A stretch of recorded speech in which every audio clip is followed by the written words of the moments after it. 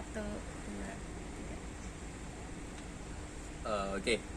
Saat ini kan sedang rame istilah megatrust atau dalam dunia geologi disebut suatu gempa dengan kekuatan atau magnitudo di atas 9 skala Richter.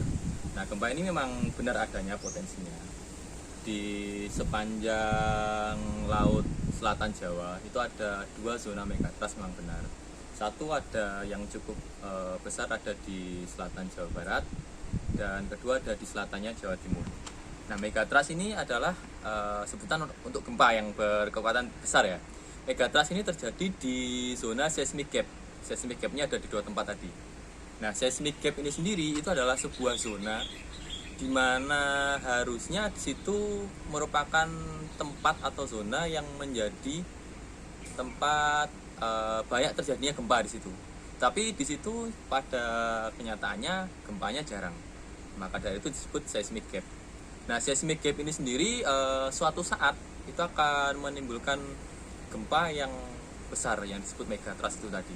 Nah, sebenarnya berita yang sedang digembar-gemborkan oleh media itu memang benar adanya potensi megatrust di selatan Jawa, terutama di selatannya Jawa Barat dan selatannya Jawa Timur.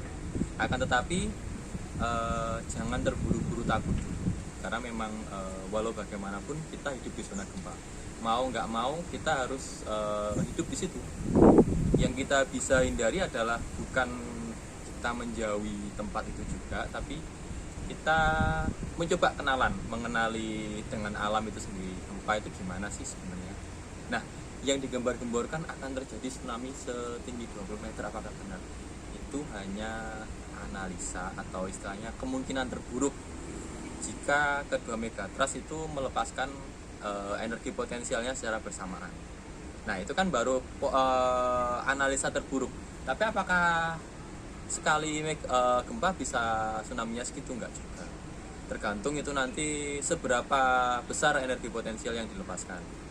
Nah, kalaupun itu benar terjadi, saya kira kalau untuk di wilayah Pacitan ya, terutama di Watu Karung ini, saya lihat di barat ada bukit yang cukup tinggi, di timur juga ada bukit yang cukup tinggi. Yang kita harus lakukan adalah ketika terjadi gempa tersebut, saya yakin juga early warning system dari BMKG juga bekerja dengan baik ya. Ketika ada gempa primer yang tercatat, otomatis BMKG akan langsung mengumumkan ke warga setempat. Nah, kalau sudah ada peringatan seperti itu, yang harus kita waspadai atau kita lakukan adalah cara mitigasinya. Kita bisa lari ke bukit yang ada di baratnya Watu Karung ini, yang saya kira itu juga cukup aman.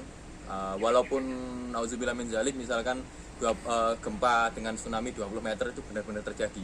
Kalau kita misalkan dalam 20 menit atau 15 menit naik ke bukit yang paling tinggi, itu saya kira masih aman. Jadi yang terpenting adalah jangan terlalu panik, karena kita intinya itu hanya sebuah potensi yang kita nggak tahu kapan itu akan terjadi. Jadi kalau untuk saat ini ya sama kayak yang dulu-dulu.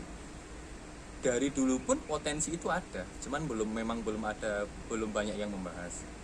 Jadi saya kira kalau mau wisata ke pantai ya nggak apa-apa sih, selama belum ada peringatan gempa dari BMKG ya wajar-wajar saja, nggak akan ada bahaya yang terlalu mengancam saya kira.